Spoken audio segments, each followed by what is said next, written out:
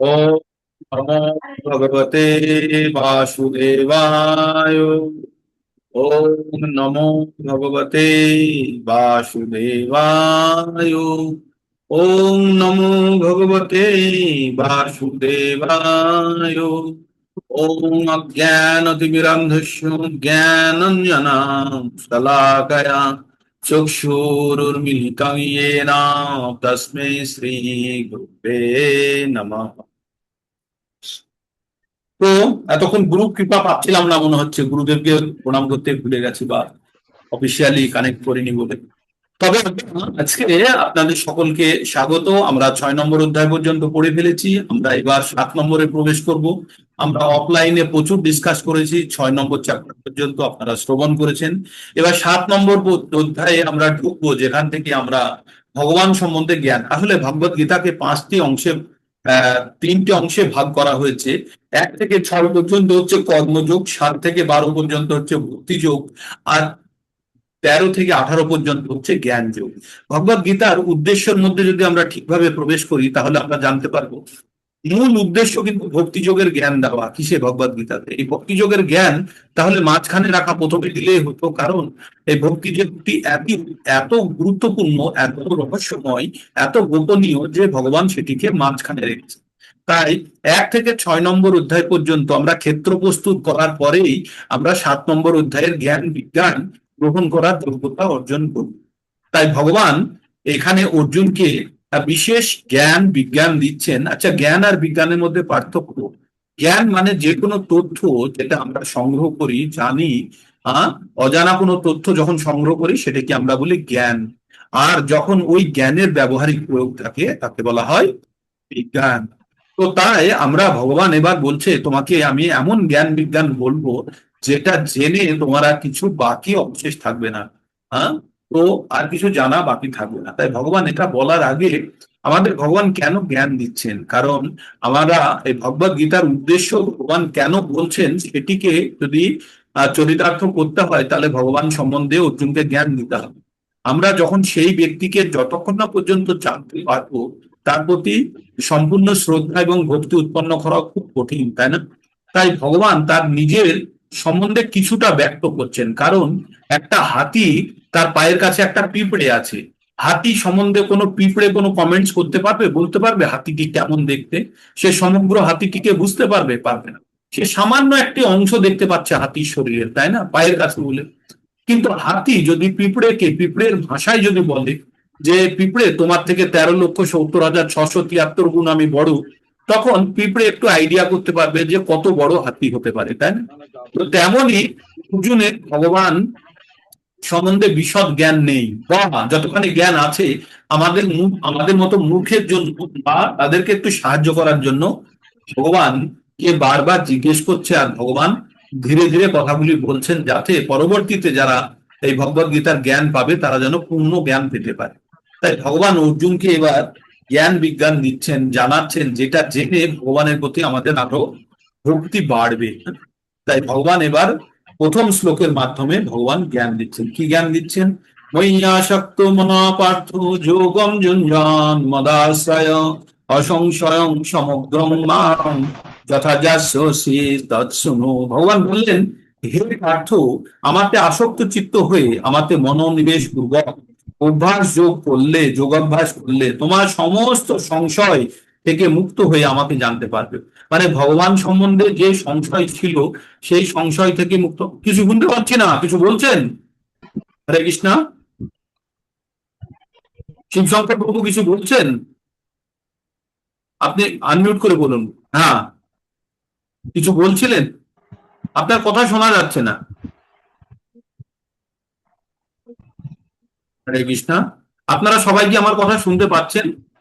হ্যাঁ, হ্যাঁ, আচ্ছা, পাচ্ছি পাচ্ছি। হ্যাঁ, পাচ্ছি। পাচ্ছি। ওকে, ঠিক আছে। তো এবার কোন রকমের যদি শুনতে না পান, ডিস্টারবেন্স হয়, সঙ্গে সঙ্গে আমাকে বলে দেবেন, সো দ্যাট আমি সতর্ক হয়ে যেতে পারি। তাই ভগবান বললেন, আমাতে আসক্ত চিত্ত হয়ে আমাতে মনোনিবেশ পূর্বক যোগাভ্যাস করলে তুমি সমস্ত সংশয় থেকে মুক্ত হয়ে আমাকে জানতে পারবে। মানে ভগবানের উদ্দেশ্য হচ্ছে ভগবানকে জানা। তাই ভগবান এবার এবার এই কি জ্ঞান দিচ্ছেন, সেই জ্ঞান সম্বন্ধে আর একটু বলতে গিয়ে বলছেন, জ্ঞানান্তে হংস বিজ্ঞানীদম বক্ষ্যাম্যশেষত যো যো জ্ঞাতা নেহ ভূয়ো অন্নাৎ জ্ঞাতব্যম অবশিষ্যতে। ভগবান বললেন, আমি তোমাকে এই বিজ্ঞান সম্বন্ধিত এই পরম জ্ঞান তোমাকে আমি বলবো, যার কথা সম্পূর্ণভাবে তুমি শ্রবণ, সম্পূর্ণভাবে বলবো, যা জানবার পরে তোমার আর বাকি কিছু জানা বাকি রইবে না। এবার এই জ্ঞানের একটু প্রিটেক্সট দেওয়ার পরে ভগবান বললেন যে এই জ্ঞান কারা প্রাপ্ত করতে পারে। তাই ভগবান বললেন, হাজার হাজার মানুষের মধ্যে কতিপয় মানুষের ভগবান প্রতি জ্ঞান লাভের ইচ্ছা জন্মায় বা ভগবান ভক্তির ইচ্ছা জন্মায়।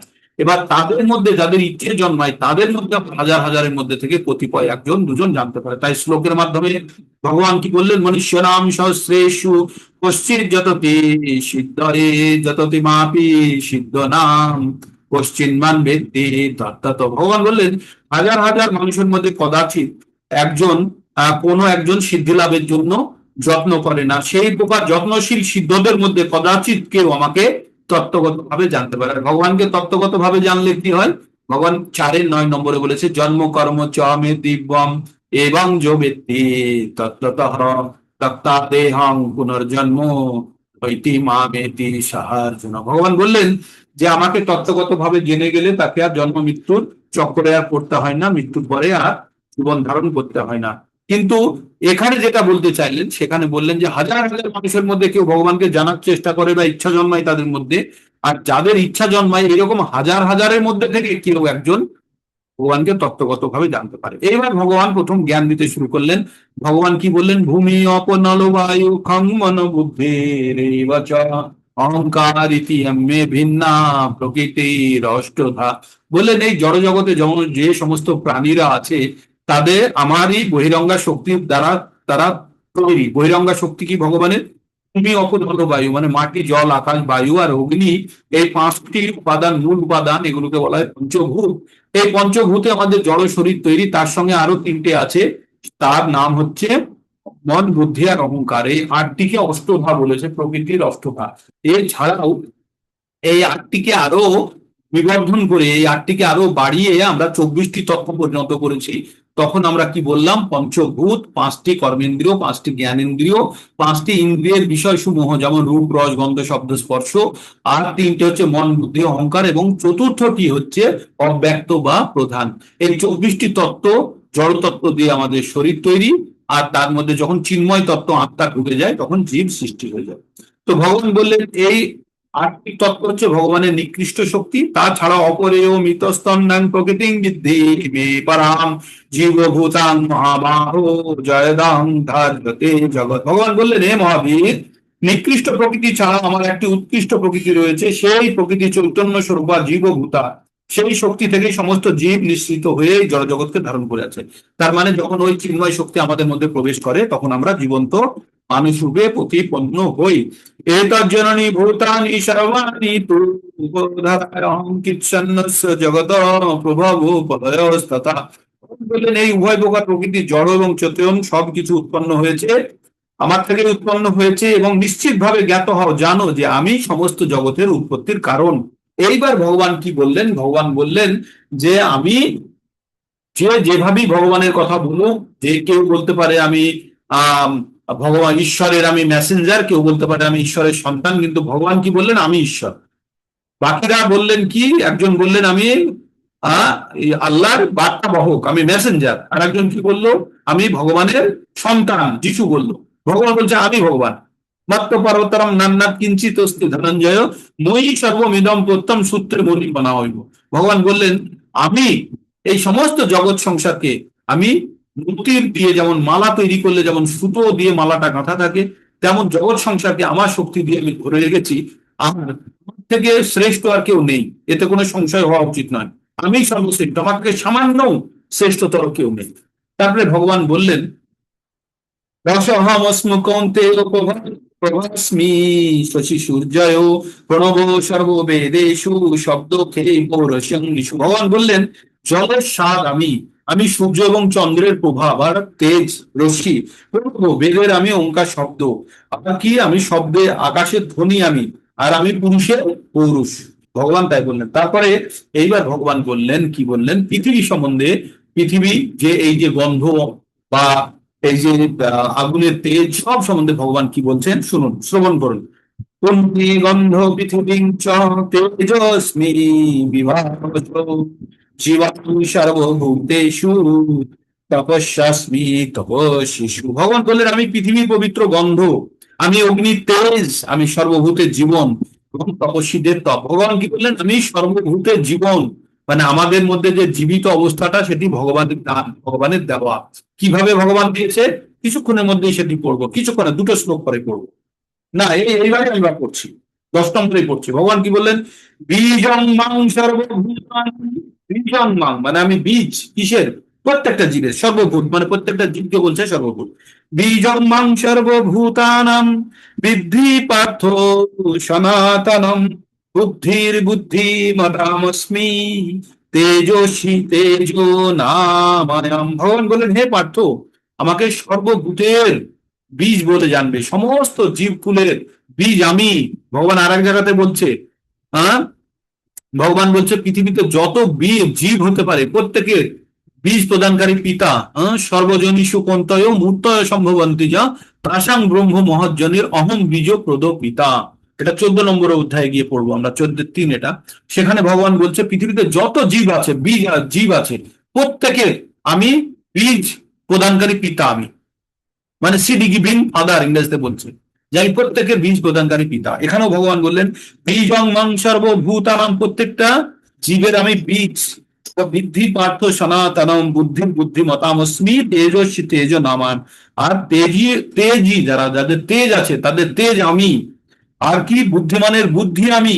আমি প্রত্যেকটা জীবের আমি বীজ, আমি সনাতন বীজ প্রত্যেকটা জীবের, এই বললেন ভগবান। তারপরে ভগবান বলছেন আমি বলবানের বল, বলং বলবতাং বলং বলবতাং চাহং কামরাগ বিবর্জিতাম ধর্ম বিরুদ্ধ ভূতেষু কামস্মি ভরতর্ষভ।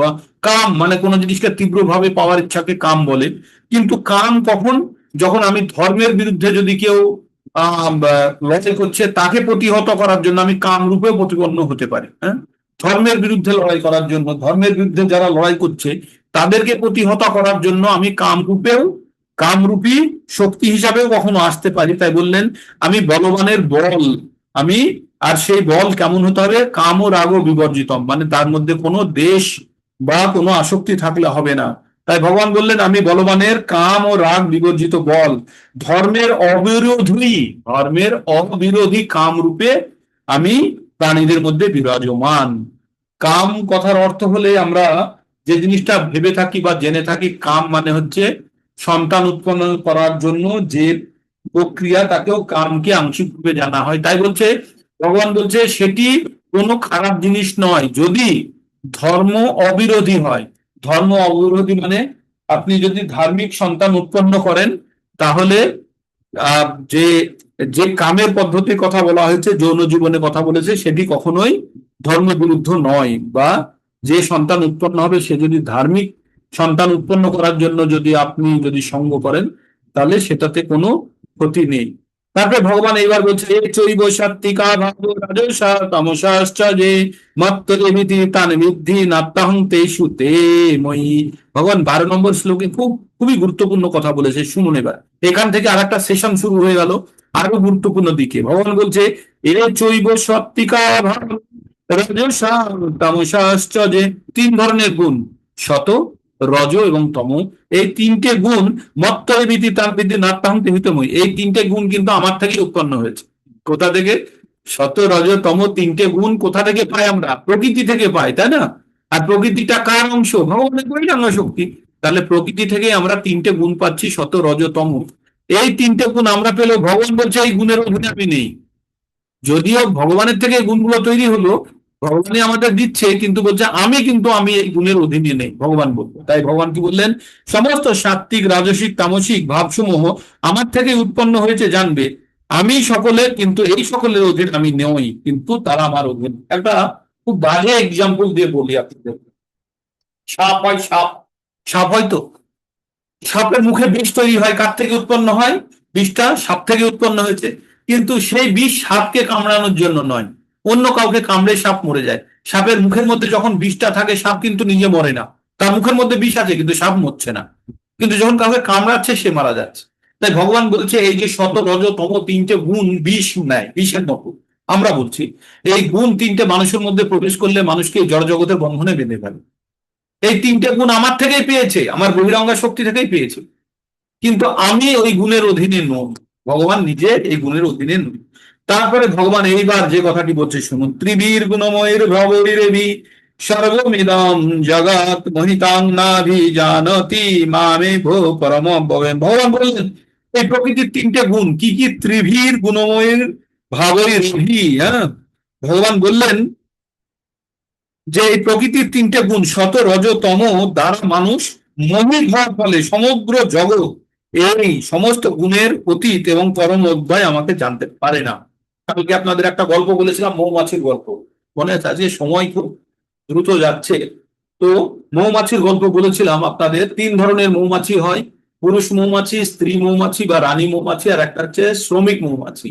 পুরুষ মৌমাছিরা কোনো কাজ করে না, তারা শুধু সন্তান উৎপন্ন করার জন্য, আর রানী মৌমাছির সঙ্গে সঙ্গ করার জন্য তারা থাকে, চার পাঁচটা থাকে একটা চাকে, আর একটা মৌচাকে আপনার একটাই রানী মৌমাছি থাকে। ঠিক, আর রানী মৌমাছির আর শ্রমিক মৌমাছি গুলো যারা থাকে তারা পাগলের মতো কাজ করে সারাদিন। কেন কাজ করে? এই রানী মৌমাছি এক ধরনের গন্ধ ছাড়ে, সেটাকে বলে ফেরামিন, আর সেই গন্ধে মত্ত হয়ে প্রত্যেকটা শ্রমিক মৌমাছি সারাদিন মোহিত থাকে, আর কিছু ভাবতে, তাদের তাদের চিন্তা ভাবনা ওই একটা জায়গাতে স্থিমিত হয়ে যায়। তাদেরকে কাজ করতে হবে, মধু সংগ্রহ করতে হবে, আর গিয়ে জমা করতে হবে কোথায়? ওই মৌচাকের মধ্যে। তাদের তাদের পাওয়া কি? ওই সামান্য রানী মৌমাছির ফেরামিনের গন্ধ, আর এক একটা মৌমাছির ফেরামিনের গন্ধ এক এক রকম। আর সেই পুরো চাকে যত মধু মৌমাছিরা আছে, তারা, যারা শ্রমিক মৌমাছিরা আছে, তারা মোহিত হয়ে থাকে। তারা পৃথিবীর আর অন্য কোনো কিছু জানতে চায় না, ওই ওই গন্ধেই তারা মোহিত হয়ে। তাই যখন মৌচাক ভাঙা হয় তখন কি হয়? তখন ধোঁয়া দেওয়া হয়। ধোঁয়া দিতে কি হয়? ধোঁয়াতে এত গন্ধ ওই ফেরামিনের গন্ধটাকে নষ্ট করে দেয়, বা সেটাকে মৌমাছিদের কাছে পৌঁছতে দেয় না। তখন মৌমাছিরা তখন দিকভ্রান্ত হয়ে এদিক ওদিকে উড়ে যায়। তখন আর ওরা সংঘবদ্ধ হতে পারে না বা মানুষকে অ্যাটাক করতে পারে না ঠিক। যখন শ্রমিক মৌমাছিরা অ্যাটাক করে জানবেন, ওরা সুসাইডিয়াল স্কোয়াড, ওরা অ্যাটাক করে এই হুল যখন আমাদের শরীরে ফুটিয়ে দেয় তখন ওরই কিন্তু মৃত্যু হয়ে যায়, ও মারা যায়। তার মানে ও সর্বোচ্চ শ্রেণীর ত্যাগ পর্যন্ত করতে রাজি আছে, কিসের জন্য? তাদের গ্রুপকে রক্ষা করার জন্য। গ্রুপ থেকে কি পায় সে? সে পায় ফেরামেন, শুধু গন্ধ। তেমনি আমরা এই জড়জগতে আমরা মোহিত হয়ে আছি, শুধু মোহিত হয়ে আছি কিসের জন্য? জিহ্বার স্বাদের জন্য আর যৌন সুখ পাওয়ার জন্য। এই দুটো কারণে প্রত্যেকটা জীবকুল মোহিত হয়ে আছে। তারা অন্যদিকে ভাবার চেষ্টাই করে না যে আমাদের আরো কিছু ভাবার জায়গা আছে। তাই বলছে এই প্রকৃতির তিনটে গুণ শত রজ, তিনটে গুণের প্রভাবে মানুষ দুটো জিনিস চায়, জিহ্বার স্বাদ আর যৌন সুখ। এই জন্য সমস্ত জগৎ, পুরো জগৎ এতে ডুবে আছে, মোহিত হয়ে আছে। আর এগুলো কোথায় থেকে আসছে? তিনটে গুণ দ্বারা। কি কি? শত, রজ আর তম। এই তিনটে গুণের প্রভাবে সমস্ত জগৎ মোহিত হওয়ার ফলে এই সমস্ত জগৎ ভগবানকে প্রকৃত অর্থে জানতে পারেন। তাহলে ভগবানকে কখন জানতে পারবেন? যখন আপনি ওই মৌচাকে গিয়ে যখন ধোঁয়া দেন, তখন মৌমাছিগুলো ওই ফেরামেন থেকে আলাদা হয়। তখন ওরা বুঝতে পারে যে আমি এই মৌচাকে ছাড়াও আরো কিছু আছে, বোঝার চেষ্টা করতে পারে। তখনই আমাদের সামনে গুরু, যখন কেউ আসেন, গুরু রূপে আমাদের সামনে আসেন, এসে এই পরম বাণী শোনায়, তখন আমরা বুঝতে পারি যে আমরা কোনো এই জগতের সঙ্গে কিভাবে মোহিত হয়ে আছি। তার আগে পর্যন্ত বুঝতে পারি না। তাই যখন গুরু এসে আমাদের প্রকৃত জ্ঞান রূপী ধোঁয়া দেয় আমাদের শ্রমিক মৌমাছিদের চোখের সামনে, নাকের কাছে, তখন আমরা ফেরামিন থেকে একটু আলাদা হওয়ার চেষ্টা করি। তাই আপনারা যখন ভগবত গীতার জ্ঞান যখন আপনারা গ্রহণ করছেন, তখন আপনারা জগৎ সংসারের মধ্যে কেমন ভাবে মোহিত হয়ে আছেন অন্তত এটা বোঝার চেষ্টা করছেন। হতে পারছেন কি পারছেন না, দ্যাট ইজ সেকেন্ডারি, কিন্তু অন্তত বোঝার চেষ্টা করছেন। তারপরে একটা শুনি, তারপরে এমন কথা বলছে, একদম আমরা কিভাবে আটকে পড়ে আছি সেই কথা বলছে। দৈবী হইসা গুণময়ী মম মায়া দুরত্যয়া মামেব যো প্রপদ্যন্তে মায়া মে তাং তরন্তিতে। ভগবান কি বলছে জানেন? বলছে দৈবী হইসা, এই যে আমার যে বহিরঙ্গা শক্তি, দৈবী শক্তির দ্বারা, তিনটে গুণ দ্বারা এমন ভাবে আমি জড় জগৎকে বেঁধে রেখেছি। আর এর মালিককে মায়া দেবী, মায়া দেবী মানে দুর্গা দেবী। এই দুর্গা দেবী হচ্ছে তিনটে গুণের অধীশ্বরী দেবী। তিনি এই তিনটে গুণের দ্বারা আমাদেরকে এমন করে মোহিত করে বেঁধে রেখেছে যে এই জগৎ থেকে আমরা বেরোতেই পারবো না, আমরা এই জগৎ থেকে বেরোতেই পারবো না। এই তিনটে গুণের দ্বারা আমাদেরকে এমন, গুণ মানে হচ্ছে রশ্মি, তাই না? তো শত রজ তম তিনটে গুণের দ্বারা আমাদেরকে বেঁধে রেখেছে কোথায়? এই জড় জগতে। আমাদের ক্ষমতা নাই এখান থেকে বেরোনো। কিন্তু ভগবান কি বলছে? মামে প্রপদ্যন্তে, এই জড় জগতের থেকেও কেউ যদি ভগবানের প্রপত্তি করে, ভগবানকে যদি চাইতে থাকে, ভগবানের যদি পুজো করে, ভগবানের অর্চনা করে, ভগবান ভক্তি করতে পারে, তাহলে সে বেরোতে পারবে। না হলে সে কখনো এই জড় জগতের বন্ধন থেকে বেরোতে পারবে। একটা এক্সাম্পল দিই। আমাদের পাড়াতে একটা মস্তান আছে। মস্তান আছে, সে আমাদের সবাইকে এসে সবসময় শাসিয়ে যায়, তাকে হত্যা দিতে হয়, অমুক দিতে হয়, তমুক দিতে হয়। তাহলে আমাদের ওর থেকে বাঁচার কোনো রাস্তা নেই। কিন্তু ও যার অধীনে আছে, ও আছে তার থেকে বড় মস্তান, যে সে আমার বন্ধু, সে আমার বন্ধু। সে বললো, এই ওটা আমার বন্ধু, তুই ছেড়ে দে ওকে।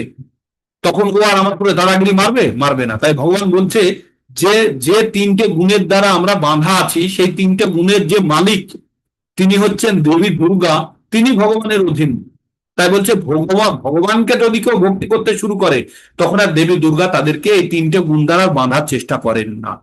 তাই বলছে দৈবী হইসা গুণময়ী মম মায়া দূরত্বয়া মামেব প্রপদ্যন্তে মায়া মেতাং তরন্তিতে। তার মানে এই যে ভবসাগর বা এই যে মায়ার জগতের মধ্যে আমরা আটকে আছি, এটাকে আমরা সাঁতরিয়ে বা পার হয়ে যেতে পারি। বলছে আমার দৈবী শক্তি মায়া ত্রিগুণিকা, তার দূর অতিক্রম, সেটা পার করা খুব কঠিন, এখান থেকে বেরোনো খুব কঠিন। কিন্তু যারা আমাকে প্রপত্তি করে, যারা ভগবানকে চায়, যারা ভগবানের ভক্তি করে, তারা এই মায়া থেকে উত্তীর্ণ হতে পারে। বোঝা গেল? পাড়ার দাদা এসে শাসিয়ে যায়, কিন্তু তার বয়স যদি আপনার বন্ধু হয় বা তার সঙ্গে যদি আপনি রিলেশন বিল্ড আপ করতে পারেন, তাহলে পাড়ার দাদা এসে আপনাকে আর ভয় দেখাতে পারবে না। তাই বলছে মায়াদেবী তিনটে গুণ দ্বারা, ত্রিশূল দ্বারা আমাদের যে সবসময় খোঁচাচ্ছে, এই যে এই জড় জগতের মধ্যে কষ্ট দিচ্ছে, আধি আত্মিক, আদি ভৌতিক আর আদি দৈবিক, তিন প্রকারের কষ্ট পাই। সেই কষ্ট থেকে আমাদেরকে ভগবান বলছে কোনো চিন্তা নেই, তুই আমার কাছে চলে আয়, আমি তোদেরকে সবকিছু দেখিয়ে দেবো। এবার বলছে কারা কারা ভগবানের কাছে যায়। চার ধরনের লোকের কথা বলবো যারা ভগবানের কাছে যায় না, আর চার ধরনের লোক আছে যারা ভগবানের কাছে যায়। তো কারা ভগবানের কাছে যায় না? তাদেরকে বলা হয় দুষ্কৃতী। যারা ভগবানের কাছে, ভগবানের শরণাগতি লাভ করে না, তাদেরকে বলা হয় দুষ্কৃতী। আর যারা যারা ভগবানের কাছে যায়, তারা হচ্ছে সুকৃতি সম্পন্ন। ঠিক আছে? তো দুষ্কৃতী কারা? তাই ভগবান বলছেন চার ধরনের ব্যক্তিকে ভগবান দুষ্কৃতি বলেছে।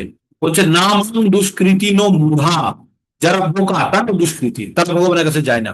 নামাং দুষ্কৃতি নো মূঢ়া পাপাদান্তে নরা ক্ষমা, মানে মানুষের মধ্যে অধম প্রকৃতির, তারাও ভগবানের কাছে যায় না। তাহলে দুজনের কথা বললাম, এক হচ্ছে মূঢ়া বোকা, আর এক হচ্ছে যারা নরাধম, মানুষের থেকে অধম, সামান্য বুদ্ধি যাদের নেই, তারা। এই দুই ধরনের লোকেরা যায় না। আর কে যায় না?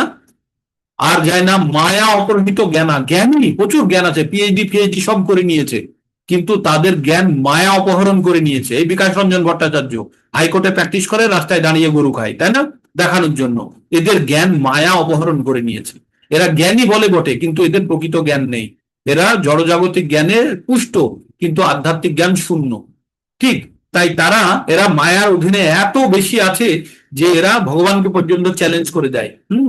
তাই বলছে যে চার ধরনের ব্যক্তিরা ভগবানের আশ্রয় বা লাভ করে না, ভগবানের শরণাগতি লাভ করে না। তাদের মধ্যে নামাং দুষ্কৃতি ন মূঢ়া পাপাদন্তে নরধামা মায়া অপহৃত জ্ঞানা, যাদের জ্ঞান মায়া অপহরণ করে নিয়েছে। মায়া হৃত জ্ঞানা মানে মায়া, এই মায়া ওদের জ্ঞানকে হরণ করে নিয়েছে। এবার হরণ করার পরে যে হরণ করেছে সে যা বলবে তাই তো শুনবে। তাই জ্ঞানী ব্যক্তিদের জ্ঞান যখন অপহৃত হয়ে যায়, তখন তাদেরকে বলা হয় মায়া হৃত জ্ঞান, অপহৃত জ্ঞানা। আর যাদের মধ্যে আসুরি স্বভাব আছে, যারা পশু টশু কাটছে, অমুক তমুক করছে, আসুরি স্বভাব সম্পন্ন, তারাও ভগবানের কাছে যায় না। তাহলে চার ধরনের ব্যক্তিত্ব ভগবানের কাছে যায় না। এক হচ্ছে মূঢ়া, বুদ্ধিহীন ব্যক্তিরা। দুই হচ্ছে নরাধম, মানুষের থেকে অধম। তিন নম্বর হচ্ছে যাদের জ্ঞান মায়া অপহরণ করে নিয়েছে। আর চার নম্বর হচ্ছে আসুরি ভাব, যাদের মধ্যে আসুরি ভাব আছে। এই চার ধরনের ব্যক্তিরা ভগবানের শরণাগতি লাভ করে না। আর শরণাগতি লাভ করে কারা? চতুর্বিধা ভজন্তে মাং জানা সুকীর্তিন অর্জুনা আত্মজিজ্ঞাসু অর্থার্থী জ্ঞানী চ ভারতর্ষ। ভগবান বললেন চার ধরনের ব্যক্তিত্ব আমার শরণাগতি লাভ করে। তারা কারা? তারা হচ্ছে আর্ত মানে দুঃখী, অর্থার্থী, আর্ত মানে দুঃখী, জিজ্ঞাসু মানে যার মনের মধ্যে প্রশ্ন উঠেছে, ভগবানকে জানার ইচ্ছে হয়েছে, অর্থার্থী, যার টাকার প্রয়োজন, মানে এক হচ্ছে দুঃখী, দুই নম্বর হচ্ছে যার জানার ইচ্ছা হয়েছে জিজ্ঞাসু, তিন নম্বর হচ্ছে অর্থার্থী মানে যার টাকার প্রয়োজন, আর চার নম্বর ব্যক্তিত্ব হচ্ছে জ্ঞানী। এই জ্ঞানী যারা, তারা সবকিছু, সব ঘাটে জল খেয়ে এসছে, এসে এবার ভগবানকে জানার চেষ্টা করছে। তাই বলছে চতুর্বিধা ভজন্তে মাম জনা সুকীর্তি ন অর্জুনা। আর তো মানে দুঃখী, জিজ্ঞাসু যাদের মধ্যে প্রশ্ন উৎপন্ন হয়েছে, অর্থার্থী যার টাকার প্রয়োজন, আর জ্ঞানী যে সমস্ত কিছু জেনে জেনে শুনে ভগবানের শরণাগতি লাভ করেছে। এই চার ধরনের ব্যক্তিকে ভগবান ভগবান বলছে এই চার ধরনের ব্যক্তিরাই আমার প্রিয়। কিন্তু তার মধ্যে কে সব থেকে প্রিয়, ভগবান এবার বলবে তেষাং জ্ঞানী নিত্যযুক্ত এক ভক্তি বিশিষ্যতে প্রিয় হি জ্ঞানী নর্থম সম সচ মম প্রিয়। ভগবান বললেন যে এই চার ধরনের ব্যক্তিরাই আমার প্রিয়, কিন্তু সব থেকে প্রিয় হচ্ছে জ্ঞানী, যে সবকিছু জেনে আমাকে আমার নিত্য ভক্তি করছে, যে সে কোনো কিছু পাওয়ার আশা ছাড়াই, সে না আর্ত, না জিজ্ঞাসু, না অর্থার্থী। বলছে এই চার প্রকার ভক্তের মধ্যে নিত্যযুক্ত আমাতে একনিষ্ঠ তত্ত্বজ্ঞানীরাই শ্রেষ্ঠ জ্ঞানীরা, কেননা আমি তার অত্যন্ত প্রিয় এবং তারাও আমার অত্যন্ত প্রিয়। ভগবানের কাছে জ্ঞানীরা অত্যন্ত প্রিয়, যখন জ্ঞানীরা ভগবানের ভক্তি করতে যায় তখন ভগবানের অত্যন্ত প্রিয়।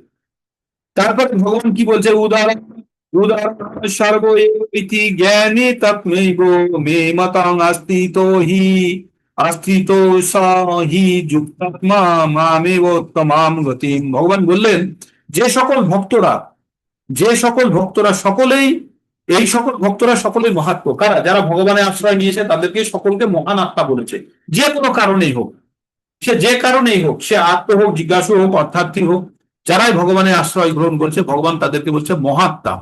হ্যাঁ, বলছে কিন্তু আমার তত্ত্বজ্ঞানে অধিষ্ঠিত জ্ঞানী আমার কাছে আমারই আত্মস্বরূপ। বলছে যারা প্রকৃতপক্ষে আমার জ্ঞান আহরণ করে আমাকে শরণাগত করেছে তাদেরকে আমার মতোই জানবে। মানে ভগবান কিরকম কথা বলছে শুনেছেন? ভগবান বলছে যারা ভগবানকে তত্ত্বগতভাবে জেনেছে, ভগবানের জ্ঞান অর্জন করেছে এবং ভগবানের নিত্য ভক্তিতে যারা যুক্ত হয়ে আছে তাদেরকে ভগবান সমান জানবেন। তাই ভগবান এখানে বলছে যে সকল ভক্তরা সকলেই নিঃসন্দেহে মহাত্ম, কিন্তু আমার প্রতিষ্ঠিত হয়ে ভগবানকে তত্ত্বগতভাবে জেনে জ্ঞানী, জ্ঞানীরা আমার আত্মস্বরূপ ভগবানের স্বরূপ, তারা আমার অপ্রাকৃত সেবায় যুক্ত হয়ে সর্বোত্তম গতি স্বরূপ আমাকে লাভ করে। সর্বোত্তম গতি কি? ভগবানের প্রেম লাভ করা, কৃষ্ণ প্রেম লাভ করা, সেটি লাভ করেন কারা? তারা জ্ঞানীদের কথা বলছে। এইবার জ্ঞানীদের কি দশা হয় শুনুন। নাম জন্ম নামান্তে জ্ঞানমান মান প্রপদ্যতে বাসুদেব সর্বমিতি সা মাহাত্ম সুদুর্লভা। ভগবান বললেন বহু নাম জন্ম নামান্তে, মানে অনেক জন্মের পর, বহুবার জন্মগ্রহণ করার পরে জ্ঞানীরা বুঝতে পারে ভগবান কৃষ্ণ সবকিছুর মূল। যখন এই কথাটি জানতে পারে তখন তারা ভগবানের শরণাগতি লাভ করে। তাই বলছে বহু নাম জন্ম নামান্তে জ্ঞানমান মান প্রপদ্যতে, জ্ঞানমান ব্যক্তিরা ভগবানের প্রপত্তি করে। কেন? বাসুদেব সর্বমিতির, সর্বমিতির মানে সবকিছুর কারণ, সমাহাত্ম, এরকম মহান ব্যক্তি অতি দুর্লভ, মানে অত্যন্ত কম জ্ঞানীরাই আছে যারা শেষে ভগবানের শরণাগতি লাভ করে, এদের সংখ্যা খুব কম। বলছে বহু জন্মের তত্ত্বজ্ঞানী ব্যক্তি আমাকে সর্বকারণের কারণ হিসাবে জেনে সর্বস্ব জ্ঞানে আমার শরণাগত হন, সেই মহাত্মা অতি দুর্লভ। এইবার যাদের জড়জাগতিক জিনিস পাওনা দাওনা পাওয়ার ইচ্ছা আছে তারা কি করে? হ্যাঁ, তারা হচ্ছে জ্ঞান অপজন্তে অন্য দেবতা, যারা অন্য দেব দেবতা পুজো করে তাদের কথা বলছে। তারা কি? কামস্তয় অপহিত জ্ঞান প্রপদন্তে অন্য দেবতা তং তম নিয়মস্থায় প্রকৃতি নিয়তা স্বয়া। বলছে যাদের জড় কামনা বাসনা, আমরা যারা দেব দেবতার পুজো করি কিসের জন্য করি? আমার ছেলের রেজাল্টটা ভালো হয়ে যাক, আমাদের এবার ভালো খেতে ভালো ফসল হোক, আমার ভালো ব্যবসা হোক, এইসবের জন্য ভগবানের কাছে মানত করি না, আমরা ভগবানের আরাধনা করি না। তাই বলছে দেব দেবতার কাছে যারা জড়জাগতে কিছু পাওয়ার জন্য যারা ভগবানের দেব দেবতাদের পুজো করে, বলছে বলছে যাদের কামনা বাসনার দ্বারা যাদের জ্ঞান অপহৃত হয়েছে, কামনা বাসনা যাদের জ্ঞান অপহরণ করে নিয়েছে তারাই দেব দেবতার পুজো করে। যাদের কামনা বাসনা যাদের মনকে হরণ করে নিয়েছে তারা দেব দেবতার পুজো করে। তার মানে দেব দেবতাদের যারা পুজো করে তাদের মন কে হরণ করে নিয়েছে? জড় জগতেই ভোগ করার ইচ্ছা, কামনা বাসনা, যাদের কামনা বাসনা যাদের মনকে অপহরণ করেছে তারা দেব দেবতার পুজো করে। তারপরে ভগবান কি বললেন, তং তং নিয়মস্থায় প্রকৃতি নিয়তস্থায়, এবং দেব দেবতার শরণাগত হয়ে তাদের স্বীয় স্বভাব অনুসারে বিশেষ নিয়ম পালন করব, সেই দেবতাদের উপাসনা করে। হুম। তাহলে কারা, তারা কারা করলো, যারা জড়জাগতিক কামনা বাসনা চরিতার্থ করতে চায় তারা দেব দেবতার পুজো করে। এবার দেব দেবতার পুজো করলে কি হয় সেটাও বলবে। এবার বলছে, জো জো জং জং তনু ভক্তা শ্রদ্ধায়াচ্ছি তুম ইচ্ছামি ইচ্ছাতি, জো জো জং জং তনু ভক্ত শ্রদ্ধায়াচ্ছি তুম ইচ্ছতি, তস্য তস্য চলাং শ্রদ্ধা তামেব বিধোধায়ম। ভগবান বললেন যে পরমাত্মা রূপে আমি সকলের হৃদয়ে বাস করি। কোথায়? আমাদের প্রত্যেকের হৃদয়ে ভগবান বসে আছেন। পরমাত্মা রূপে আমি সকলের হৃদয়ে বাস করি। যখন কেউ কোনো দেব দেবতার পুজো করতে ইচ্ছা প্রকট করে তখন আমি তাকে সেই ভক্তের অচলা শ্রদ্ধা বিধান করি। মানে আমার দেবতা, কোনো দেব দেবতার পুজো করার ইচ্ছা হচ্ছে, তখন ভগবান যেহেতু আমার হৃদয়ে বসে আছে, ভগবান কি করে, সেই দেবতার প্রতি আকৃষ্ট হয়ে পুজো করার জন্য আমাকে আবার উৎসাহিত করে। করে কি বলছে, আমি সেই ভক্তদের অচলা শ্রদ্ধা বিধান করি এবং তাতে বিশেষ দেবতায় একনিষ্ঠ হয়ে তখন তার সেবা করে। তার মানে আমরা যখন কোনো দেব দেবতা পুজো করছি, ভগবান সেটা জানে, জেনে করার জন্য যে বুদ্ধির প্রয়োজন সে বুদ্ধিটাও ভগবান প্রদান করে, সে শক্তিটা ভগবান প্রদান করে। তারপরে ভগবান কি বলছে, সত্তয়া শ্রদ্ধায়া যুক্ত, সত্তয়া সত্তয়া শ্রদ্ধায়া যুক্ত ধনম মিহতে লভতে চ তত কাম আত্মই কামান্নয় গরি বিহিতান তিহান। ভগবান বললেন, সতয়া শ্রদ্ধা যুক্ত তস্য ধনম ইহতে লভতে চ তত কামান মায়া এব বিহিতান হিতান। ভগবান বললেন যে সেই ব্যক্তি শ্রদ্ধা সহকারে যুক্ত হয়ে দেব দেবতার আরাধনা করেন এবং সেই দেব দেবতার কাছ থেকে আমার দ্বারাই বিহিত কাম্য বস্তু অবশেষে লাভ করে। দেব দেবতারা আমাদের কাছে যা কিছু দেয় সবই ভগবানই আলটিমেটলি দেব দেবতাকে দেয়, সেটা আমাদেরকে প্রদান করে। তার মানে আমরা যা কিছু পাই, কোনো দেব দেবতার জন্য যখন আমরা পুজো করি তখন আমরা কি ভেবে করি, যে আমার জড়জাগতিক কামনা বাসনা চরিতার্থ করার জন্য দেব দেবতার পুজো করি। আর ভগবান যেহেতু আমাদের হৃদয়ে বসে আছে, তিনি বুঝতে পারেন আমার কামনা বাসনা চরিতার্থ করা দরকার, তাই তিনি দেব দেবতাকে পুজো করার জন্য যতখানি শ্রদ্ধার প্রয়োজন সেই শ্রদ্ধাও প্রদান করেন। তারপরে কি বললেন, এই দেব দেবতার প্রতি যুক্ত হয়ে যখন আমি শ্রদ্ধা করছি বা ভক্তি করছি, পুজো করছি, তখন ভগবান বলছে আমি যেটা চাই সেটা ভগবানই দিচ্ছেন। কার হাত দিয়ে? দেব দেবতার হাত দিয়ে। আমি বলছি না, এগুলো ভগবদ গীতায় লেখা আছে। আপনারা একটু ভালো করে বইটা খুলে পড়লে আমরা বুঝতে পারবো ভগবান কি বলতে চেয়েছে এখানে। তারপরে কি বলছে ভগবান, এবার 22 নম্বরে বলছে যে অল্প বুদ্ধি সম্পন্ন লোকদের, কাদের বলছে? যারা দেব দেবতার পুজো করে তারা অল্প বুদ্ধি সম্পন্ন। কেন? শুনুন, অন্তর্বর্তু ফলং তেষাং তদ্ভব অল্প মেধাসাম দেবান দেব যো যো জানতি মদ্ভক্ত ইয়ান্তি মামপি। বলছে যে দেব দেবতারা যে ফল দেয় সে ফলগুলো ক্ষণস্থায়ী, মানে এই জীবনের জন্য কাজে লাগবে, পরবর্তী জীবনে কাজে লাগবে। তাই বলছে অন্তর্বর্তু ফলং তেষাং তদ্ভব অল্প মেধাসাম। এই ক্ষণিকের জন্য, ফল লাভের জন্য যারা প্রয়ত্ন করে বা ভগবানের দেবতাদের সাহায্য নেয়, দেব দেবতার পুজো করে, তাদের বুদ্ধি কম, অল্প বুদ্ধি সম্পন্ন। আর বলছে অল্প বুদ্ধি সম্পন্ন মানুষেরা দেব দেবতার পুজো করে ক্ষণিকের জন্য ফল প্রাপ্ত করেন, যে ফল ক্ষণিক, মানে এই জীবনের জন্য কাজে লাগবে, পরবর্তী জীবনে কাজে লাগবে, সেজন্য ক্ষণিকের করছে। তাই বলছে আর সেই ফল অস্থায়ী। আর যারা দেব দেবতা পুজো করে তারা কোথায় যায়? দেব লোকে যায়।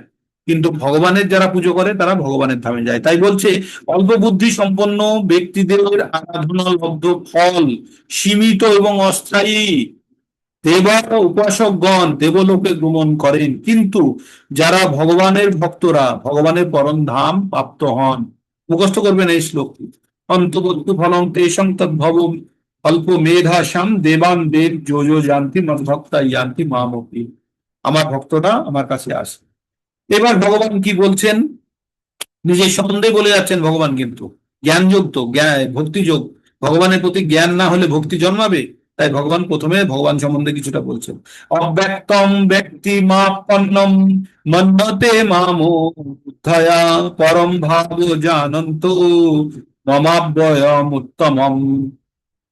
মম অব্যয়ম উত্তমম, ভগবান কি বলেন? অব্যক্তম ব্যক্তিম ব্যক্তিম আপন্নম মন্যতে মম বুদ্ধয়া, বলছে যারা আহ যারা বুদ্ধি, আমার সম্বন্ধে বুদ্ধিমান, ভগবান সম্বন্ধে যাদের জ্ঞান নেই, তারা ভাবে ভগবান প্রথমে অব্যক্ত ছিল, মানে প্রকাশহীন ছিল, এখন মানুষের রূপ নিয়ে ভগবান এসেছেন। হ্যাঁ, তাদের অজ্ঞানতার ফলে, মানে অল্প বুদ্ধি সম্পন্ন লোক ভগবানকে পরিষ্কার ভাবে জানতে পারে না, মানে আমরা সব অল্প বুদ্ধি সম্পন্ন, ভগবানকে প্রকৃত রূপে জানতে পারি না। তাই ভগবানের অব্যয় মানে অক্ষয়, যে রূপ ক্ষয় হয় না, এবং সর্বোত্তম ভগবানের যে উত্তম রূপ আছে সেটা সম্বন্ধে আমরা অবগত হতে পারি না। কারণ কি? আমাদের অল্প বুদ্ধি সম্পন্ন মনুষ্য আমরা। তাই বলছে, ভগবান বলছে অব্যক্তম ব্যক্তি মা পন্নম মন্যতে মামু বুদ্ধায়া পরম ভাব জানন্ত, পরম ভাব অজানন্ত, অজানন্ত মম অব্যয় উত্তমম, মম অব্যয় উত্তমম। ভগবান বললেন যে আমি আমার আমার সম্বন্ধে অজ্ঞ ব্যক্তিরা, বুদ্ধিহীন ব্যক্তিরা, অজ্ঞ বুদ্ধিহীন মানুষেরা মনে করে আমি পূর্বে অব্যক্ত ছিলাম, নির্বিশেষ ছিলাম, এখন ব্যক্তি সত্ত্ব ধারণ করেছি বা পরিগ্রহ করেছি। তারা অজ্ঞানতার ফলে ভগবান যে অব্যয়, সেটা এই অব্যয় এবং সর্বোত্তম সেটা জানতে পারে না। কারা জানতে পারে না? অল্প বুদ্ধি সম্পন্ন মানুষ। কারণ তারা ভগবানের শরণাগতি লাভ করে না, তারা দেব দেবতাতেই সন্তুষ্ট, ভাবছে দেব দেবতাই তার প্রয়োজনীয় জিনিস মিটিয়ে দিতে, অবশ্যই মেটাতে পারে, তবে দেব দেবতাদের দেওয়া জিনিসটা এই জীবনের জন্য সীমিত, আমরা জন্ম জন্মান্তরে ক্যারি করতে পারবো না। এবার বলছে ভগবান হচ্ছে আমি সকলের সামনে দেখা দিই না, মূর্খদের সামনে আমি দেখা দিই না। ভগবান কি বলছে? নাহং প্রকাশং সর্বস্ব যোগ মায়া সমাদৃত, বলছে আমি সকলের সামনে দেখা দিই না, আমি যোগ মায়া দ্বারা নিজেকে আবৃত করে রাখি। মূঢ়য়ং নাভি জানতি লোক পরম অব্যয়ম, বলছে মামজ আচ্ছা, নাহং প্রকাশং সর্বস্ব যোগ মায়া সমাবৃতাহ মূঢ়য়ং নাভি জানতি লোক মাম অজম অব্যয়ম। ভগবান অজম এবং অব্যয়ম, অজম মানে যার জন্ম হয় না, অজ, ভগবান বলছে আমি অজ, আমার জন্ম হয় না। ভগবান কি করেন? ভগবান অবতীর্ণ হন, ভগবানের জন্ম হয় না। তাই ভগবান বলছে আমি অজম এবং অব্যয়ম, এটা এরা মূঢ়, যারা বোকা, তারা জানতে পারে না। আর আমি মূঢ়াদের সামনে, আমি যেখানে সেখানে প্রকাশিত হই না। আর যারা বোকা, যারা মূঢ়া, তারা আমাকে জানতে পারে না যে আমি অব্যয় এবং অজ, আমার জন্মরহিত, মানে আমি সর্বদা বিরাজমান, এটা সর্বদা বিরাজমান, এটা মূর্খরা জানতে পারে না। তাই ভগবান বললেন আমি মূঢ় এবং বুদ্ধিহীন ব্যক্তিদের কাছে কখনো প্রকাশিত হই না, তাদের কাছে আমার অন্তরঙ্গা শক্তি যোগ মায়ার দ্বারা আমি আবৃত থাকি, আমার অন্তরঙ্গা শক্তি যোগ মায়ার দ্বারা আমি আবৃত থাকি। যোগ মায়া হচ্ছে ভগবানের অন্তরঙ্গা শক্তি, আর বহিরঙ্গা শক্তির নাম কি? মহামায়া, যে বহিরঙ্গা শক্তি দেবী দুর্গা। আমার তারা অজ এবং অব্যয় জানতে পারে না। কারা? মূঢ়া, যাদের বুদ্ধি কম তাদেরকে বলা হয় মূঢ়া। তারা জানতে পারে না যে ভগবান অব্যয় এবং ভগবান উত্তম, সেটা আমরা জানতে পারি না, কারণ আমাদের আমাদের চোখের সামনে একটা পর্দা দেওয়া আছে। কি পর্দা? আর সেটা হচ্ছে মূঢ় ব্যক্তিদের কাছে ভগবান যোগ মায়া দ্বারা আবৃত করে রাখে, আমাদের দেখার সুযোগটা দেয় না, কারণ আমরা মূর্খ বলি। এইবার ভগবান কি বলছে? বেদাহং সমিতিতানি বর্তমানানি চ অর্জুনা ভবিষ্যানি চ ভূতানি মাং তু বেদনা কশ্চন। ভগবান বললেন বেদাহং সর্ব সমতিতানি, বেদাহং বেদ মানে জানা, বেদ অহং আমি সব জানি, কি? সম অতীতানি, সব পুরনো ঘটনা সব আমি জানি, বর্তমান আমি বর্তমানও জানি। চ অর্জুনা, হ্যাঁ অর্জুন আমি অতীতও জানি, বর্তমানও জানি, ভবিষ্যানি চ ভূতানি, আমি প্রত্যেকটা জীবের ভবিষ্যৎও জানি। আমি মাং তু বেদনা করছে না, আমাকে কেউ জানতে পারে না। ভগবান বললেন আমি সকলের অতীত বর্তমান ভবিষ্যৎ সব জানি, কিন্তু আমাকে কেউ জানতে পারে না। তারপরে ভগবান কি বললেন? ভগবান বলছেন ইচ্ছাদেশ সমুত্থেন দ্বন্দ্ব মোহেন ভারত সর্বভূতানি সম্মোহন স্বর্গে আন্তি পরান্তপ। ইচ্ছাদেশ সমুত্থেন দ্বন্দ্ব মোহেন ভারত সর্বভূতানি সম্মোহং স্বর্গে ইয়ান্তি পরন্তপ। বললেন হে ভারত, হে পরন্তপ, ইচ্ছা এবং দেশ থেকে আমাদের, দেশ মানে কি, কাপল, যেখানে দ্বন্দ্ব উৎপন্ন হয় আমাদের মনের মধ্যে, দ্বন্দ্ব, সুখ না দুঃখ, রাত না দিন, সকাল না বিকেল, ভালো না মন্দ, এই দুটো জিনিস যখন আমাদের মধ্যে একটার পর একটা কাজ করতে থাকে তখন দ্বন্দ্ব উৎপন্ন হয়। তাই বলছে ইচ্ছা এবং দেশ থেকে হয়। কোথায়? কোন জিনিস পাওয়ার ইচ্ছা, আবার সেই জিনিসটার প্রতি ঘৃণা। তখন কি হয়? যখন পাওয়ার ইচ্ছাটা তীব্র হয় তখন একদিকে কাজ করে, আবার যখন ঘৃণা হয় তখন ওটাকে ঠেলে দেয়। তো এই যে টানা ঠেলাতে দ্বন্দ্ব উৎপন্ন হয়, আমরা সায়েন্সে পড়েছিলাম 12-এ, কাপল, দ্বন্দ্ব। হম দুই দিকে দুই রকম ফোর্স প্রদান করা হয় কাপলের। তাই বলছে এখানে ইচ্ছা এবং দেশ, পাওয়ার ইচ্ছাও আছে আবার ঘৃণাও আছে। এই দুটোর কারণে দ্বন্দ্বের দ্বারা বিভ্রান্ত হয়ে জীব মোহাচ্ছন্ন অবস্থায় জন্মগ্রহণ করে। মানে আমরা জন্মগ্রহণ করার পরেই আমরা এই জড় জগতে মোহিত হয়ে যাই। কি দ্বারা? প্রকৃতির তিনটে গুণ দ্বারা। আর তখন ইচ্ছা আর দেশ, পাওয়ার ইচ্ছাও আছে আবার ঘৃণাও আছে, এই দুটোর টানাপোড়েনে আমরা কি করি? সবসময় মোহিত হয়ে থাকি। তাই ভগবান বলছেন কি করতে হবে? জরা মরণ মোক্ষায় মামাশ্রিত যজন্তি যে তে ব্রহ্ম তদ্বিদুঃ কৃৎস্না কৃৎস্নাম কৃৎস্নাম অধ্যাত্মম চ অখিলম। ভগবানের জরা মরণ মোক্ষায় মামাশ্রিত যজন্তি যে তে ব্রহ্ম তদ্বিদুঃ কৃৎস্নাম অধ্যাত্মং কর্ম চ অখিলম। ভগবান বললেন সমস্ত বুদ্ধিমান ব্যক্তি জরা এবং, আকাশটা পড়লাম না কেন? হ্যাঁ, আচ্ছা, ইচ্ছাদেশের পরে আর একটা শ্লোক ছিল, সেই শ্লোকটা পড়িনি, তাই তো ভাবছি। শ্লোকটি ছিল খুব গুরুত্বপূর্ণ শ্লোক, এটা একদম মুখস্থ করেই নেবেন আপনারা। তেষান্তগতং পাপং জননং পুণ্য কর্মণাং তে দ্বন্দ্ব মোহর নির্মুক্তা ভজন্তে মাং দৃঢ়ব্রতা। ওই যে একটু আগে বললাম না, দ্বন্দ্ব, দ্বন্দ্ব কি থেকে তৈরি হয়? ইচ্ছা আর দেশ। কোন জিনিস পাওয়ার ইচ্ছা আছে, আবার ওই জিনিসটার প্রতি ঘৃণাও আছে। তাই কখনো যখন ইচ্ছা তীব্র হলে এটাকে কাছে টানি, আর ঘৃণা বেড়ে গেলে দূরে ঠেলে দিই। এই যে টানা ঠেলাতে কি হয়? দ্বন্দ্ব উৎপন্ন হয়, তাই তো। তাই বলছে এসাং অন্তর্গতং পাপং, যাদের পাপ সম্পূর্ণরূপে ইনভূত হয়েছে, যাদের পাপের ঝোলাতে ইঁদুরে ফুটো করে দিয়েছে বা আপনি কাঁচি দিয়ে কেটে দিয়েছেন, ঝুরঝুর করে পাপগুলো বেরিয়ে চলে গেল। তাই বলছে তেষাং অন্তর্গতং পাপং, যাদের পাপ সম্পূর্ণরূপে দূরীভূত হয়েছে পুণ্যবান ব্যক্তিদের মধ্যে, তে দ্বন্দ্ব মোহ নির্মুক্তা, তার দ্বন্দ্ব নষ্ট হয়ে গেছে, মোহ চলে গেছে। ওই যে ইচ্ছা, দেশ, মোহ আর দ্বন্দ্ব নষ্ট হয়ে গেছে, তখন সে ভগবানের দৃঢ়ভাবে ভজনা করতে পারে। আর যখন যখন তার মানে ভগবানের ভজনা করতে গেলে আমাদের আগে পাপ নষ্ট হতে হবে, পাপ নষ্ট না হলে আমরা ভগবানের ভজনা করতে পারবো না। তার মানে যারাই ভগবানের ভজনায় যুক্ত হয়ে আছেন তারা জানবেন যে মোটামুটি তারা পাপ মুক্ত হয়ে গেছেন। তাই বলছে তেষাং অন্তর্গতং পাপং জননাং পুণ্য কর্মণাং তে দ্বন্দ্বমোহর নির্মুক্তা ভজন্তে মাং দৃঢ়ব্রতা। যাদের পাপ সম্পূর্ণভাবে দূরীভূত হয়েছে, তারা পুণ্যবান ব্যক্তিদের মতো, তারা কি করেন? দ্বন্দ্ব এবং মোহ থেকে সম্পূর্ণভাবে মুক্ত হয়ে তারা কি করে? এক নিষ্ঠার সঙ্গে ভগবানের ভজনা করেন।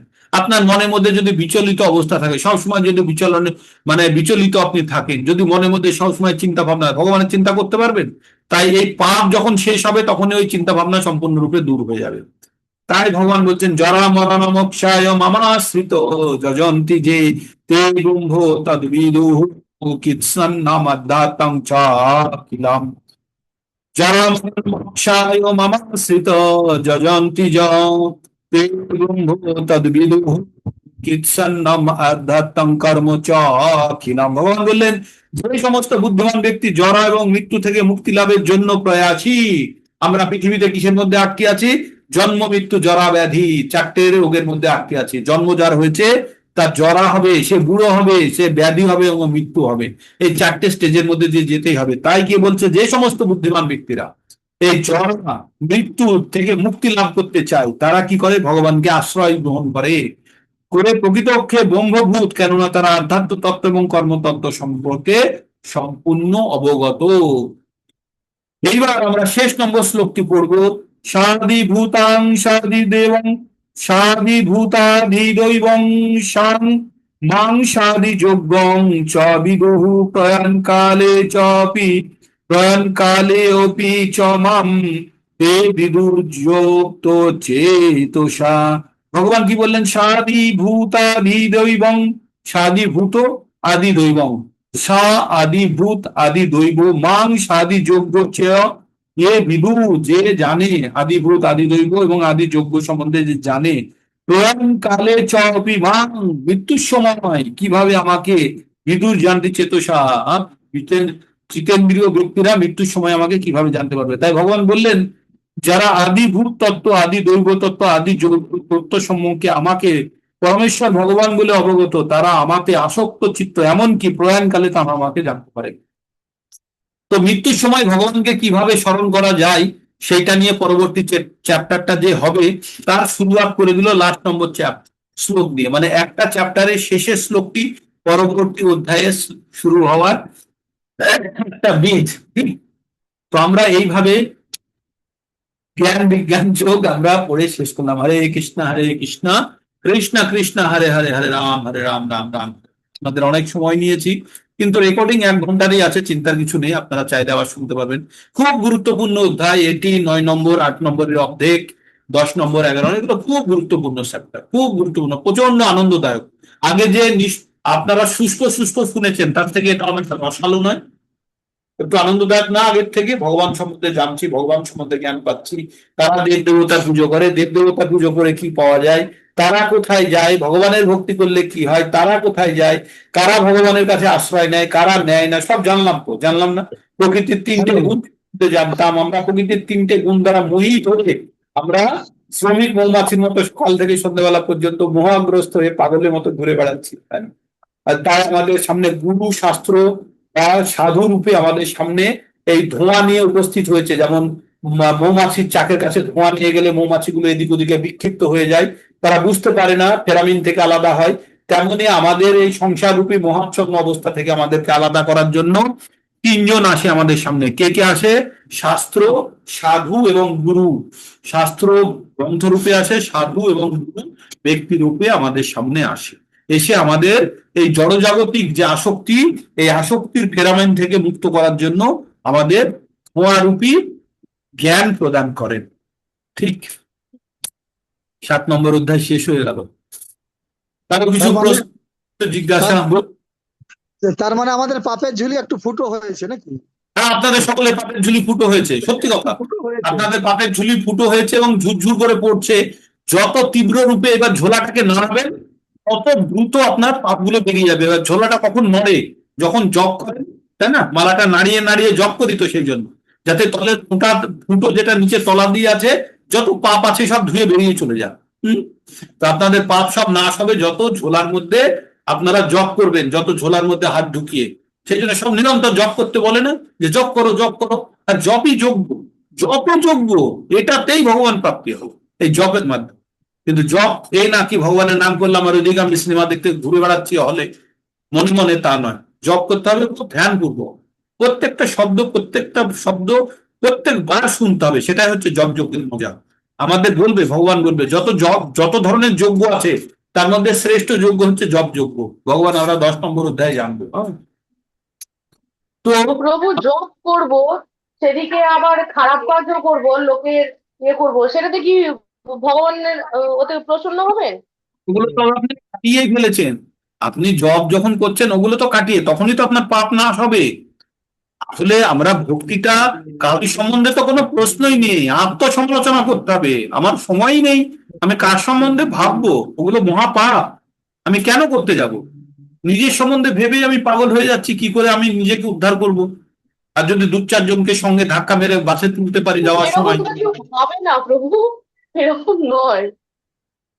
হ্যাঁ হবে হবে। নিজে শিক্ষণীয় দেখে, মানে উনাকে দেখছি জবের মালা করছেন, জব করছেন, কিন্তু ভালো কিছু করছেন না। মাতাজি, একটা স্কুলে 60টা ওই বাচ্চা পরিবারের থাকতে লোকের পারে, জন্য 60 কষ্ট বাচ্চারই দিচ্ছে, স্থান হবে। দুটো করে একটা সেকেন্ড ছেলে ডিভিশন থার্ড ডিভিশন হয়ে যায়, তাদেরকে নিয়ে এক্সাম্পল বানালে হবে না। স্কুলে দেখতে হবে কটা আইটি পেয়েছে, কটা মেডিকেল পেয়েছে, সেটা স্কুলের কোয়ালিটি ডিটারমাইন করবে, না কটা ফেল করেছে, তাই না? তো আমাদের জানতে হবে এরকম বিভিন্ন ব্যক্তি থাকবে, দেখানোর জন্য করে, প্রকৃত ভক্ত নয়, বা তারা ভক্তির প্রকৃত স্তর জানে না, তাদেরকে এক্সাম্পল নেবেন না। তাদেরকে এক্সাম্পল ভেবে নিজেকে কলুষিত করবেন না, জানবেন যে আমি কি করে ভালো ভক্ত হতে পারি সেটা চেষ্টা করবো, তাই না? অন্যের সমালোচনা করাটা তো বোধহয় পাপ, তাই না? অন্যের হ্যাঁ সমালোচনা করার কাজ, অন্যের হ্যাঁ সমালোচনা না, কেন করার কাজ। করবো? আমাকে তো সময় নেই। হ্যাঁ, সময় কি আছে, তাই করছে না? সেটা তো নিজেটা নিজে করলেই তো হলো। ঠিক আছে, মনের মধ্যে প্রশ্নগুলো আসতেই পারে, তবে ওদের জন্য ওর মধ্যে খারাপ খোঁজার থেকে ওর মধ্যে ভালো কি আছে সেটা খোঁজার চেষ্টা করবেন তো। ওর মধ্যে খারাপ কি আছে? একটা রুমে কনফারেন্স হচ্ছে, হ্যাঁ, একটা রুমে কনফারেন্স হচ্ছে। তো কনফারেন্স হচ্ছে, আমি আর মনমোহন প্রভু মনে করেন বসে আছে, আর মনমোহন প্রভুকে বললাম, প্রভু এক কাজ করুন তো, কতজন লাল জামা পরে আছে বা কাপড় জামা পরে আছে আপনি একটা লিস্ট বানিয়ে নিয়ে চলে আসুন বা সংখ্যাটা নিয়ে আসুন। তো মনমোহন প্রভু কিছুক্ষণ পরে এসে আমাকে বলল 13 জন আর লাল রঙের জামা পরে আছে। আমি বললাম যে আর ব্লু রঙের কতজন আছে, নীল রঙের? বলছে ওটা তো আমি লিখিনি। কারণ আমি লাল রঙের বলেছি না, ও লাল খুঁজেছে, ঠিক তো করেছে। তো আমরা কি দেখতে চাই, দ্যাট ইজ ইম্পর্টেন্ট। আমরা কি খুঁজছি সেটাই আমাদের চোখের সামনে পড়বে। তাই আমরা কারোর যদি দোষ খোঁজার চেষ্টা করি দোষটা দেখতে পাবো, যদি কারোর ভালো কিছু দেখার চেষ্টা করি ভালোটা দেখতে পাবো। তাই আমরা কারোর দোষ খোঁজার চেষ্টা করব না, আমাদের দোষটা আমাদের চোখ থেকে সরিয়ে দিয়েছি। আমরা প্রত্যেকের মধ্যে ভালো খোঁজার চেষ্টা করব। এই গুণগুলো আমাদেরকে ইনভাইট করতে হবে। তখনই আপনি দেখবেন নিজেও ভিতর থেকে শুদ্ধিকরণ, পরনন্দা পরচর্চা 100% আমাদেরকে সরিয়ে দিতে হবে। সেই জন্যই তো বলে সাধু সঙ্গ আর আহার, এই দুটো দ্বারাই তো আমাদের শুদ্ধিকরণ হবে। না, আমাদের রজগুণের প্রভাব থেকে মুক্ত হতে গেলে আমাদের আহার আর সাধু সঙ্গ করতে হবে, নাহলে রজগুণের প্রভাবে থাকলে আমরা এইসব নোংরামি করে বেড়াবো, তাই না? তাই আমাদের সবসময় সতর্ক থাকতে হবে, কোনো অবস্থাতেই যেন আমরা কারোর মানে না করে নিন্দা করি। আমরা কোনো দরকার নেই, ভুল খোঁজার জন্য ভগবান আমাদেরকে পাঠায়নি। আমি কাউকে মেন্টার নই যে আমি তার ভুল নেওয়ার দায়িত্ব নিয়েছি, ঠিক আছে? হ্যাঁ, আপনি যদি মেন্টার হন, যদি তাকে গাইড করেন, তখন তার দোষ খুঁজবেন। এমনি সাধারণ ব্যক্তির দোষ ধরে কি লাভ? Can you change America? Can you change Donald Trump? Can you correct Putin? Can you correct that guy who is that, ওই জোকারটার নাম কি, যে ইউক্রেনের প্রেসিডেন্ট, ভ্লাদিমির কি যেন নাম? তো ওদের ওদের আমরা কারেক্ট করতে পারবো? পারবো না। হুম? ওদের আমরা কারেক্ট করতে পারবো না, তো দরকার নেই না। We should correct our self. আমাদের সীমিত ক্ষমতার মধ্যে ভালো জিনিসগুলো গ্রহণ করে আমরা কিভাবে নিজেকে উদ্ধার করব, after doing work on our self, আমাদেরকে নিজেদেরকে সমৃদ্ধ করে এবার অন্যকে উদ্ধার করার চেষ্টা করব। যারা প্লেনে যাত্রা করেছেন তখন বলে, জেলেনস্কি ওনার নাম জেলেনস্কি। হ্যাঁ জেলেনস্কি, ভ্লাদিমির ভ্লাদিমির জেলেনস্কি, হ্যাঁ। যাই হোক, হ্যাঁ, তো ওদেরকে আমরা শুধরাতে পারবো কি? দরকার আমার বিয়ন্ডে কি করব আমরা? আমাদেরকে নিজেদেরকে আমরা শুধরাবো। হ্যাঁ, আমরা যেন ওই ভুল না করি। আর আমাদের ওইসবে কিছু যায় আসে না, because it is not going to change our life, তাই না? তাই আমাদের জানতে হবে যে কোনটা আমার পক্ষে মঙ্গলময়, সেটিকে আমাকে গ্রহণ করতে হবে। ওইসব দুনিয়ার খবর রেখে সময় নষ্ট করে লাভ নেই। আমাদের কাছে খুব সীমিত সময়, আর আমাদের স্পিড বাড়াতে হবে। মানে any time death may come, আর that time only will be answerable for our future life. কালকে আপনারা জানবেন যে মৃত্যু সঙ্গে আমাদের পরবর্তী জীবন কিভাবে ওতপ্রোতভাবে জড়িত। কালকে পুরো ডিটেলস ওই নিয়ে আলোচনা করব। কালকে চ্যাপ্টারটা খুবই গুরুত্বপূর্ণ, খুবই আলোচনা মানে ইন্টারেস্টিং হবে, যে মৃত্যুর সময় ভগবানকে স্মরণ করতে না পারলে কি হবে, স্মরণ করলে কি হবে, হোয়াট ইজ দ্য চেঞ্জ। খুব সুন্দর চ্যাপ্টার, কালকে খুব দারুণ ইন্টারেস্টিং আছে। তো আজকে এই পর্যন্ত থাক। আর কারোর মধ্যে যদি কোনো প্রশ্ন উৎপন্ন হয় তাহলে আপনারা বলতে পারেন। কোনো প্রশ্ন থাকলে, আদারওয়াইজ প্রভু মালা কম বেশি হয়ে গেলে কোনো অপরাধ প্রভু? বলুন প্রভু, শুনতে পাচ্ছি না।